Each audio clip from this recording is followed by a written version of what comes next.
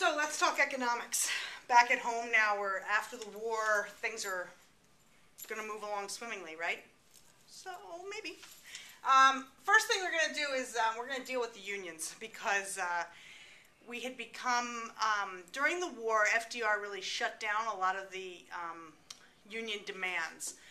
Because it was a wartime economy, because he could justify it because we were participating in war, the unions couldn't really push government officials around. Well, a lot of people wanted to see that continue after the war, and they wanted to make sure there was legislation in place where the unions could not push around governments or businesses. So the Taft-Hartley Act is going to be passed, and that is it's a very anti-union piece of legislation. Basically says the government can impose injunctions against strikes. It opens up corporations where they cannot ban union members. They cannot, if you want to join a union, you can't be banned from that, but the companies don't have to hire union members to be part of their business. So, and then we also have the Employment Act that was passed, and that is going to create the Council of Economic Advisors. Between these acts, these groups, and so forth, we're going to see government intervention in quite a few different areas, particularly in the railroad strikes that happen in the late 1940s. Truman has to basically send in the troops and say, look, if you guys can't come to an agreement, the union and the railroads, then we're going to take them over. And the workers will be out of jobs because I'll put troops in place to run the railroads. This was a matter of national security, as Truman claimed it, and he could do what he needed for national security. There was also a coal miners' strike, the United Mine Workers, who were led by John Lewis. They tried to go on strike, and again, Truman said, go ahead and go on strike, but if you can't reach an agreement with the employers, and this put pressure on the employers too, that if you can't reach an agreement with the unions, then I'm going to take over, and I'll put troops in there to run the mines. Companies and unions were more likely to work together because of these acts, okay? One of the biggest pieces of economic legislation to come after the war was the Servicemen's Readjustment Act, or otherwise known as the GI Bill, or the GI Bill of Rights. What it did was we had 15 million men coming back to the United States after the war who were in the Army who were going to be discharged. Well, now what do? Can they go back to their old jobs? Did somebody fill their job? Are we going to open up space for them? Can they find new jobs? Can they go get an education? Can they buy a house or a farm or a business now? What kind of opportunities are we going to give these 15 million men?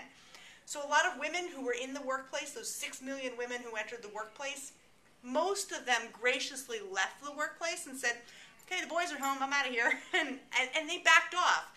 They weren't interested in keeping jobs for the rest of their lives. They really wanted to get married and have families.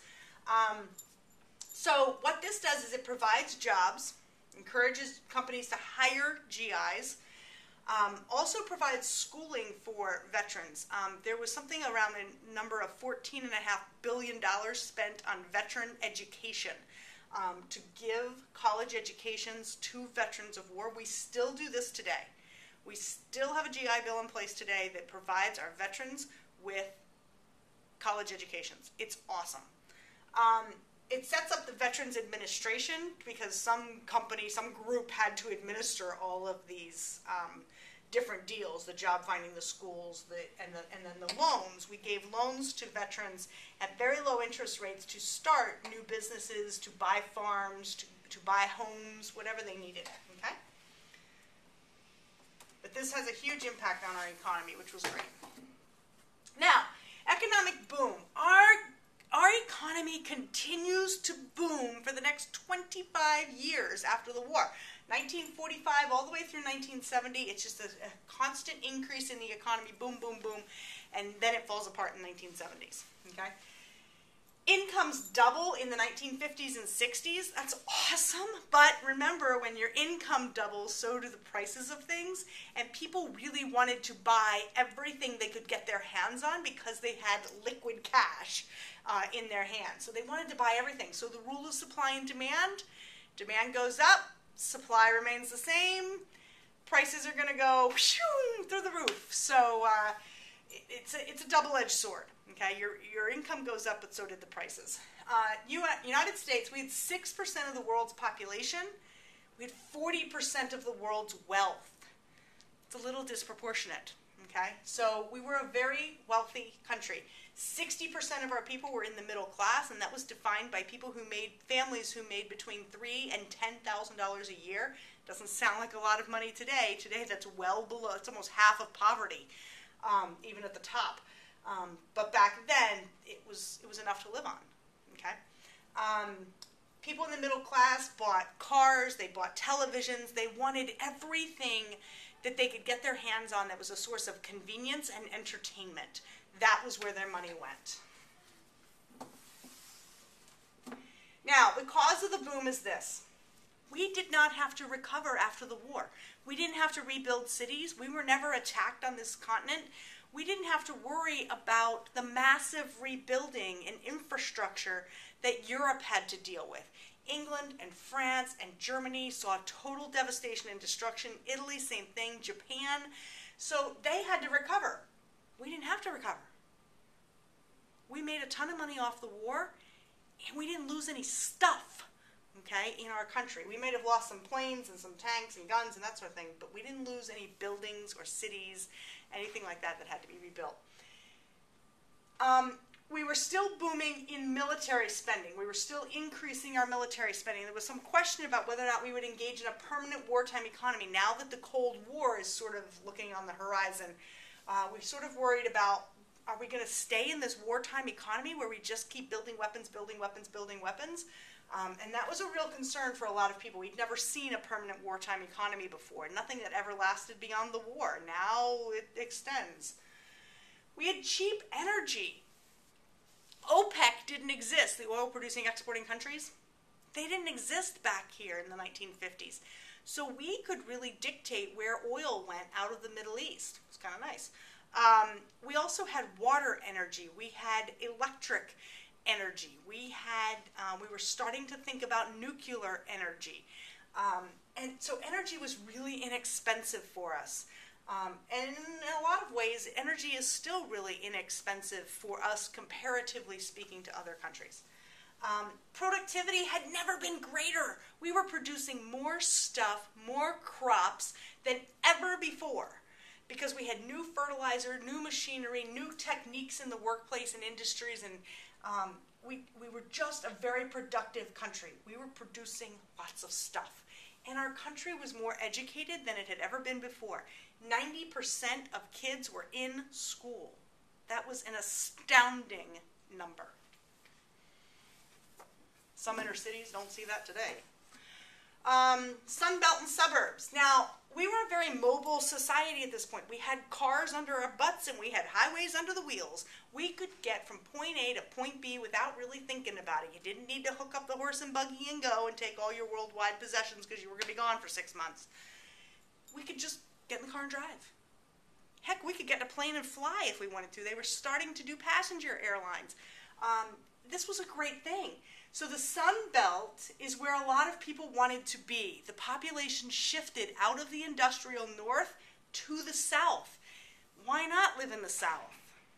Well, don't get me started. So the Sun Belt goes from Virginia south through Florida. So Virginia, North Carolina, South Carolina, Georgia, Florida. And then it goes west to Texas. So Mississippi, Alabama, Louisiana, and over to Texas. So you've got that whole swath of the south there. And then you've also got Arizona and California thrown in there in the Sun Belt. This is where people wanted to live. Think about where people want to live today. Florida, Arizona, California. That's where they're moving to, North Carolina. So the population shift is going to equal a political power shift. Because the population moves to the south, they get more representation in the House of Representatives and in the Electoral College as a result. From 1964 to 2008, all of our presidents were from the Sun Belt. Did you know that? Now, Barack Obama breaks that trend, but all of our presidents from Johnson to Obama were from the Sun Belt. Pretty awesome. The suburbs, you see a couple of things happen in the suburbs. First of all, you have the FHA, okay, the Federal Housing Authority, and they're going to make loans available at low interest rates. They're going to make them available to people who could otherwise not afford a loan. They're going to moderate some loans like Fannie Mae and Freddie Mac. that sort of thing. But they're responsible for people being able to get mortgages on homes. Homes were being built by the thousands in various suburban towns. We were moving out of the city. For the first time, the population that lived in the suburbs outnumbered the population that lived in the cities. And the reason we could do that is because of highways and cars, because we could go from place to place without a lot of trouble. We could commute to work. So highways were huge. In 1960, 25% of the population lives in the suburbs. By 1990, you have 50% that live in the suburbs. This is huge, okay? And now the trend is going the other way. The trend today is that people are starting to move back to the cities, particularly older people moving back to the cities because of the convenience and the culture that exists there. And then you had places like Levittown pop up, and your Levittowns, as they were called plural, were based on this idea of Levittown, New York. And Levittown, New York was this little suburban community that popped up where every single house in the community was the same. It was a subdivision where every house was the same. And how fascinating at the time. Now, today, we would say, well, that's boring and stupid. But back then, it worked because you could pop up a house, the same set of plans. Everybody knew what was going on. It was sort of like an assembly line. If you put the roof on, you put the roof on every house, and it was always the same. If you put the living room wall up, you put the living room wall in every house, and it was always the same. The kitchen cabinets always went in the same. Levittown was this picturesque little suburban town where every house was the same. And you see some of those. Go over and drive around the middle school sometime, and you'll see some Levittown type housing over there. Baby boom happens for 15 years after the war, 1945 to 1960. There are 50 million babies. How many diapers is that? A lot. So 50 million babies that are going to be born. And here's the impact of the baby boom. We still see the impact today. In the 1940s, the impact was, and it's cyclical, by the way, this impact on the business cycle, baby and food production, or baby food and products to supplement the baby's needs, like cribs and playpens and I don't know, all that other stuff babies need. It skyrockets in 1945 to 1960. We need lots of that stuff, Pampers and Huggies and all of those playthings that babies use. Skyrockets in production. And then, after 1960, it goes down because people weren't having as many kids. Elementary schools boomed in the 1950s and 60s and 70s because the baby boomers were coming through. I should say the 1950s and 60s. By the 70s, they were done. But they boomed the elementary school building, and then the elementary schools had to close because the baby boomers were done. Clothing for teenagers and rock music booms in the late 1950s, early 1960s, and then it sort of plateaus off because the numbers decrease. Okay? The job market in the 1980s, when these baby boomers are ready to go into the workplace and get jobs and so forth, so the 1970s, 1980s, the job market really has to expand to accommodate all these people. And the numbers of women who were going into the workplace was higher than ever. So the job market had to expand. Social Security and health care, that's what we're seeing the effect on today. And that is in a crisis mode because we can't quite keep up with the baby boomers and their needs. Now, after FDR passes away, Truman takes over, and he has, remember, this is a guy from Missouri. He's a farmer. He's very plain. He's not college educated. Didn't really want to be the president. He was kind of unassuming, you know, oh, he's not going to die. I'll just ride out the vice presidency and be happy. All of a sudden, FDR dies only a couple months into office, and now Truman, it's game on. Okay, he's got to end the war. He's got to finish it up with Japan. He's got to get us through this wartime economy. But he had sort of a reputation where he was sort of this mild, moderate, like mild-speaking man at first.